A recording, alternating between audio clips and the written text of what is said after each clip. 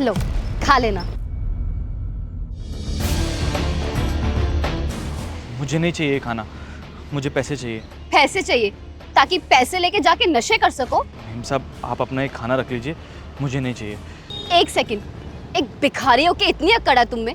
मैं तुम्हें खाना दे रही हूँ, खाना लेने के बजाय तुम एटीट्यूड दिखा रहे हो मुझे, ऊपर से पैसे मांग रहे हो मुझसे। क्योंकि मेम साहब मुझे पैसे ही चाहिए। अच्छे से जानती हो तुम जैसे भिखारियों को, इसलिए पैसे चाहिए ना कि तुम जाके नशे कर सको। मेम साहब मैं कोई नशा नहीं करता। वो तो दिख ही रहा है तुम्हारी हालत देख के। अभी 100 का नोट दूंगी ना तो जाके सीधा ठेके की दुकान पे रुकोगे तुम।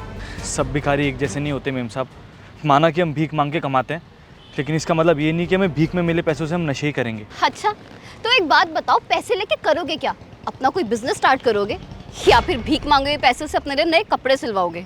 मेम साहब ज़िंदगी में सिर्फ भूख ही नहीं, और भी चीज़ें होती हैं जो आपके भीख में दिए हुए खाने से नहीं, पैसे से पूरी होंगी। पूरी दुनिया ना इतनी मेहनत करती है ताकि रात को सोने से पहले पेट भर के अच्छा खाना खा सके। वही खाना तुम्हें फ्री में मिल रहा तो तुम लात मार रहे हो और मुझे ज्ञान दे रहे हो यहाँ पे खड़े होके। वो मेम साहब दरअसल मुझे मेरे भाई का इलाज कराना है। वाह, कितना बड़ा और यूनिक झूठ बोला तुमने।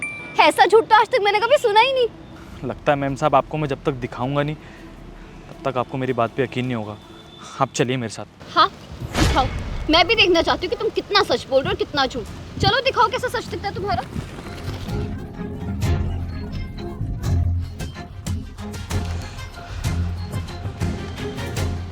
वो देखो मेम साहब, मेरा भाई। साहब कुछ पैसे दे दो साहब। शुक्रिया साहब। वो भी नाटक ही कर रहा होगा पाँव ना होने का। मेम साहब हमें कोई शौक़ नहीं है अपने पाँव पे ना खड़े होकर भीख मांगने का। दरअसल उसके पाँव बिल्कुल सलामत थे। फिर एक दिन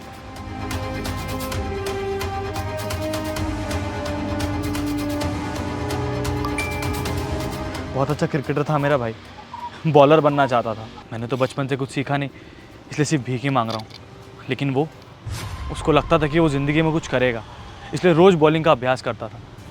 और एक दिन कुछ लोगों को उसकी बॉलिंग पसंद भी आई और उन लोगों ने वादा किया कि वो उसको अपने साथ खिलाएंगे। उस दिन मुझे लगा कि वो मुझे इस भिखारी की ज़िंदगी से बाहर निकालेगा, लेकिन उसके अगले दिन उसका एक्सीडेंट हो गया। डॉक्टर ने पूरे 5 लाख मांगे उसके इलाज के लिए। बस उसी दिन से हम लोग खाने से ज़्यादा पैसे मांगते हैं ताकि उसका इलाज हो सके। रियली सॉरी, मैंने तुम्हें सच में बहुत गलत समझा। एक तुम हो जो ये भिखारी की ज़िंदगी से बाहर निकलना चाहते हो, अपने भाई का इलाज करवाना चाहते हो।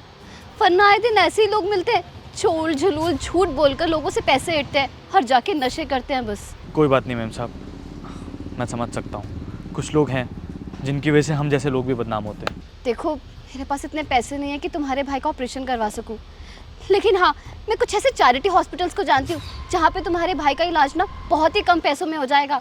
और तो और मैं अपने दोस्तों से भी मदद मांग लूँगी, जितने भी पैसों की ज़रूरत होगी हम अरेंज कर लेंगे। तुम बिल्कुल फिक्र मत करो, तुम्हारा भाई ना बिल्कुल ठीक हो जाएगा। सच में मैम साहब आप मुझ पर इतनी मेहरबानी कर दोगे? मुझे तो यकीन ही नहीं हो रहा। मैम साहब मैं आपका एहसान ज़िंदगी भर नहीं भूलूंगा। कोई बात नहीं, फ़िलहाल के लिए मेरे पास इतने ही पैसे हैं, तुम इसे रख लो। शुक्रिया मैम साहब।